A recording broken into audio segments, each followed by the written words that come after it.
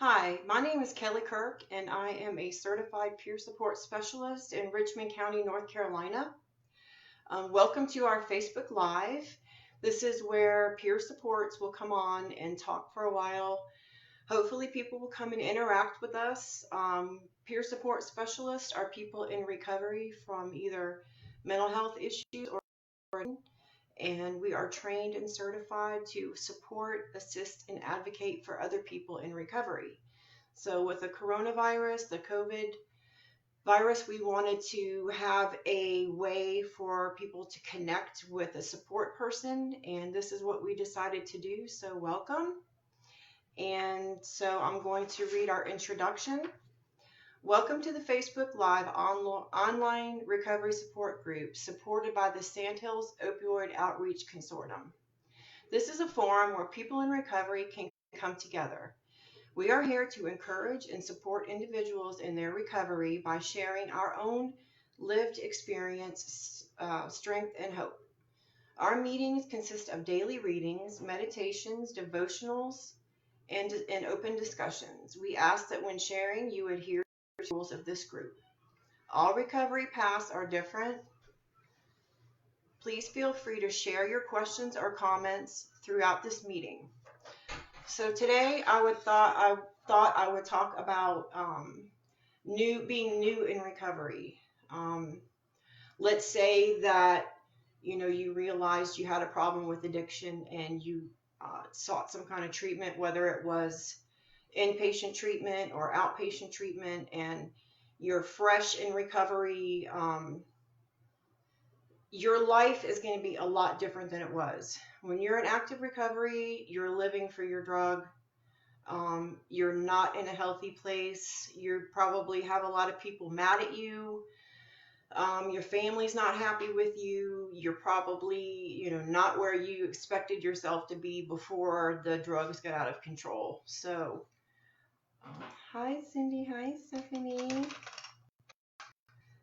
So I think that it's really, really important for people to not just think that they can just stop using drugs and just go back to their life how it was and think that they're going to be successful. That was a big thing for me. There were several times where I went to treatments, 30-day treatments or intensive outpatient programs for 8 weeks, 3 times a week.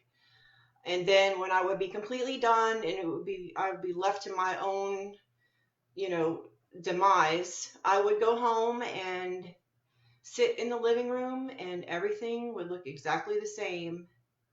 My husband would leave for work, my kids would go to school, and I would be sitting there and I would think, my God, what am I supposed to do? Like, I want my pills. I need my pills. That's what I'm missing here. And I would go and get them. I would try not to do it. I would try to use willpower to not do it, and I would feel guilty. And then eventually I would, find an excuse and justify and make excuses in my mind as to why it was just going to be for a little bit or, whatever. And so that was a big thing for me this last time, almost 6 years ago, when I came out of rehab. I knew this time, and I don't know why it clicked with me this time, but I just knew that I couldn't just go home and expect things to change. So I think it's really important not to only not abuse drugs, but to adapt and change your reality and your circumstances whenever and wherever possible. If you can sit down early on and really think about, go deep and really think about your life. What am I doing every day? What kind of people are around? What am I feeling? How am I spending my time? What am I thinking about? All those things that make up your day every day. You need to think about it because this is the time. You're starting over. You've got a fresh start. You've got some resources from, your treatment center, or hopefully you've got some support people that are supporting you. And that's really, really important that you have people that are supporting you. And if you don't have any, you need to go get some. Either join an AA meeting, an NA meeting, find yourself a counselor, a support group. a therapist, anybody that is a positive role model.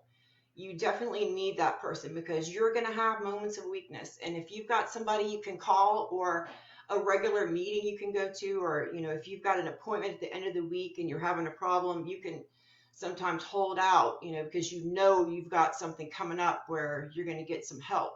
So it's really important to have support people.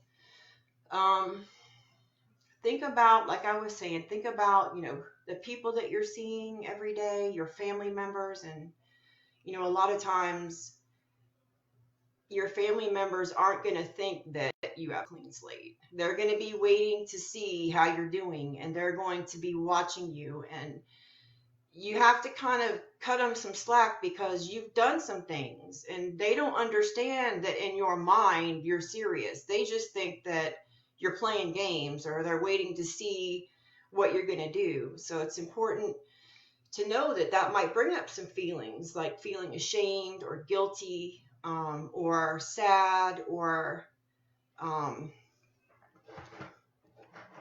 some negative emotions might come up. And so I don't know what's happening with this video feed. It looks bad.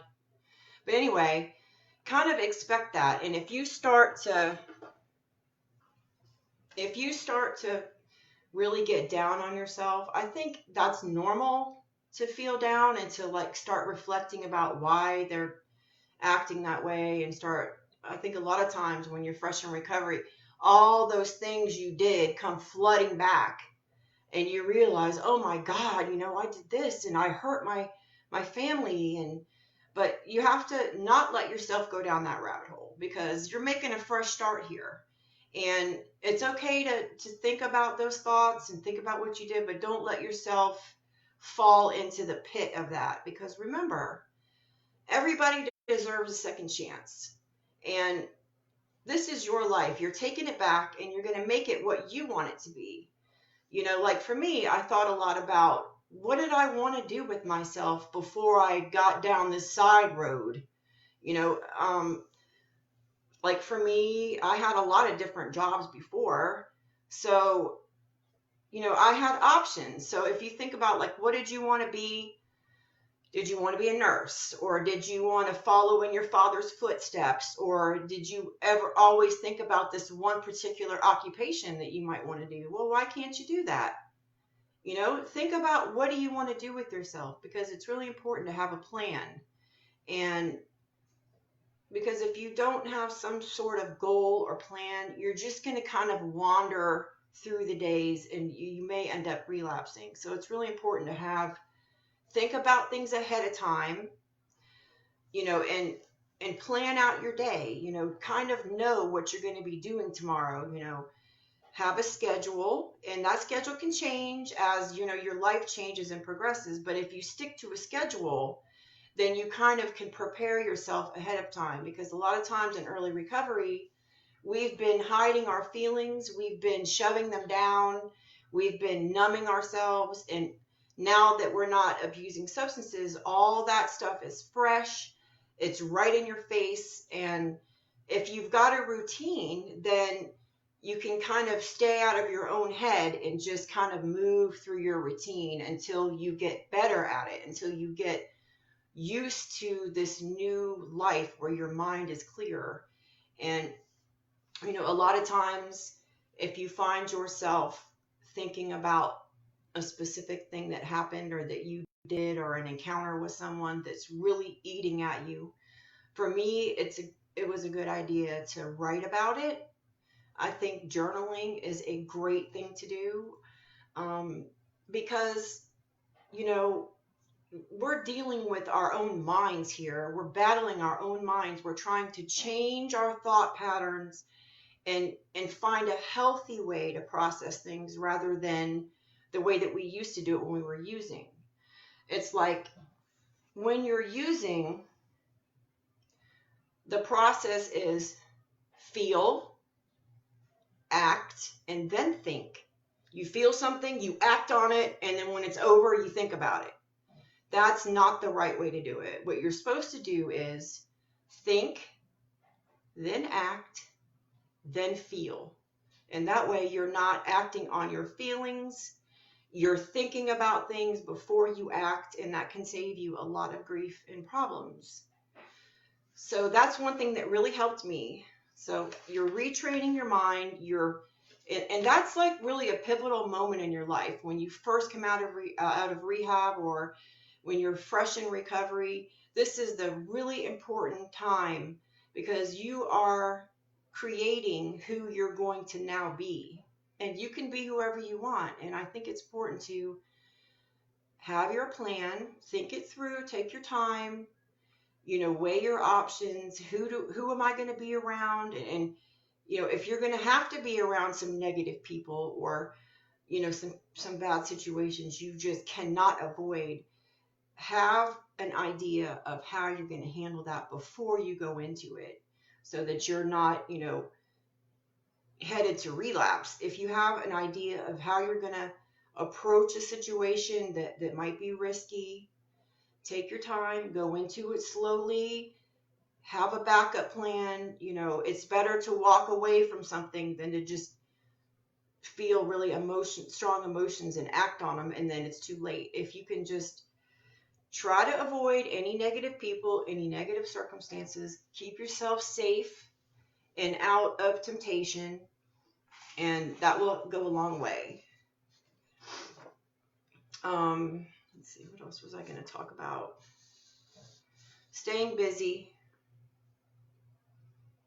It's really important. Like, that's basically what I was saying. Make a schedule and stick to it. Set your mind and stick to it.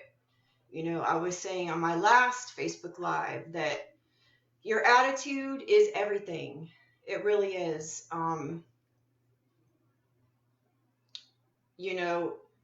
You're going to go back and forth in early recovery because, like I was saying, you're thinking clearly for the first time in probably a long time.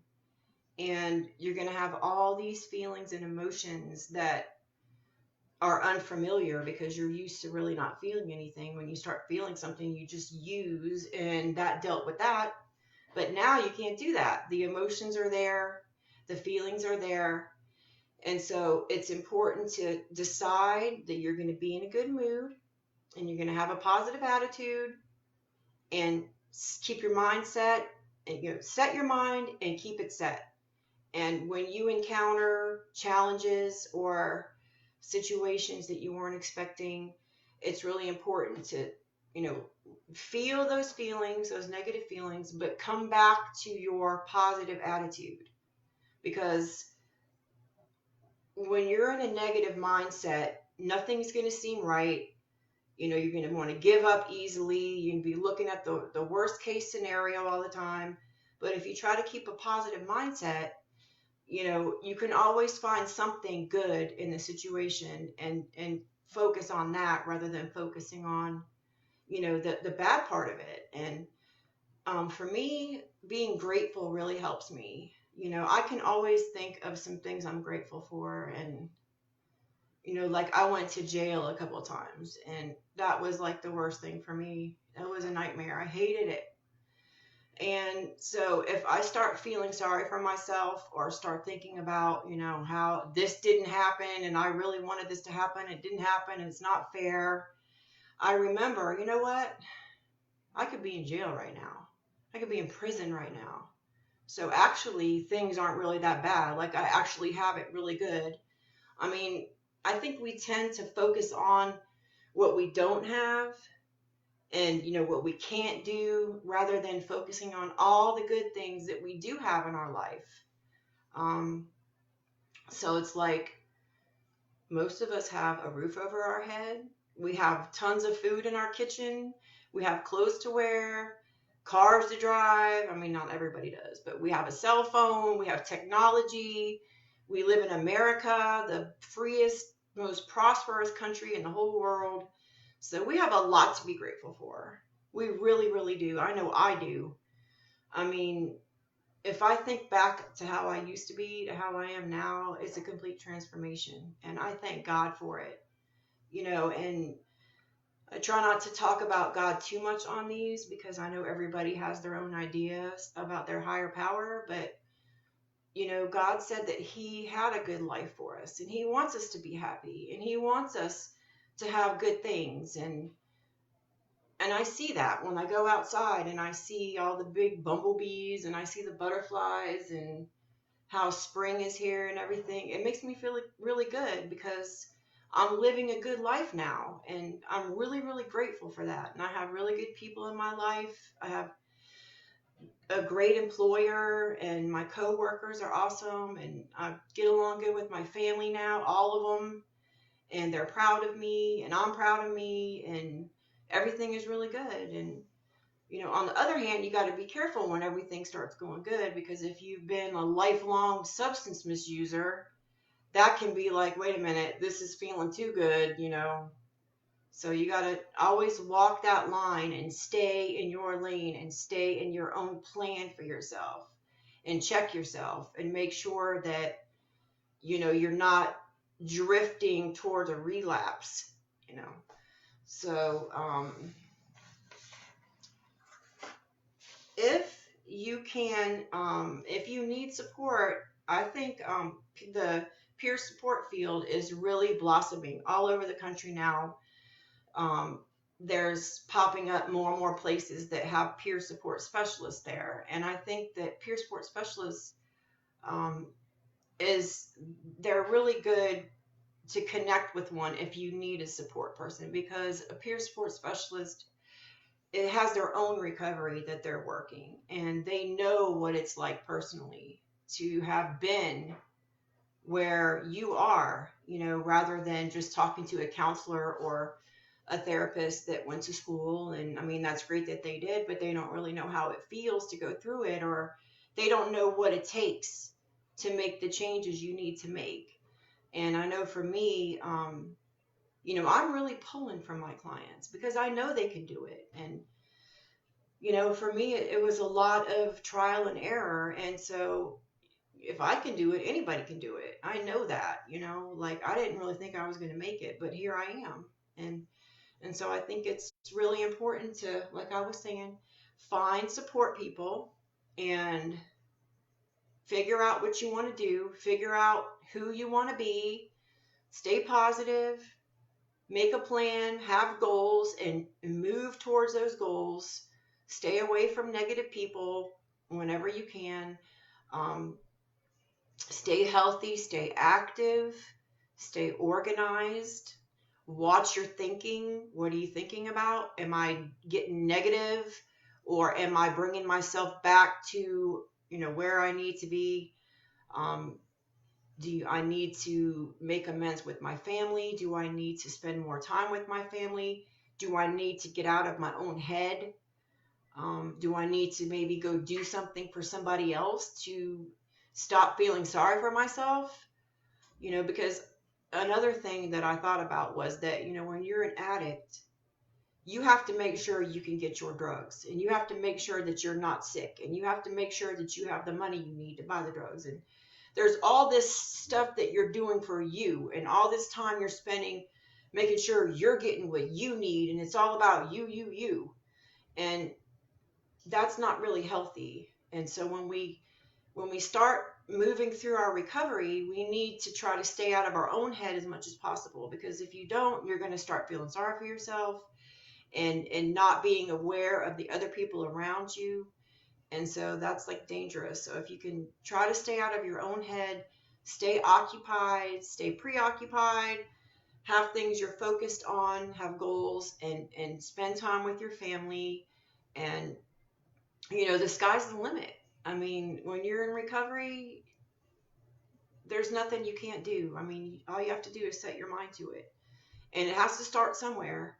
Everybody starts somewhere. So if today is your first day, I'm super proud of you. You're worth it. You're valid. You're important. And everybody deserves a second chance. And I don't care what you did in the past. Today's a new day. Every day is a new day. You can always start over. Nobody ever said that you can't start over. Every day is a fresh start. So I'm going to get off for now, but if you need any support or anything, please contact the peer supports through this page, and we will be there for you. Okay. Bye.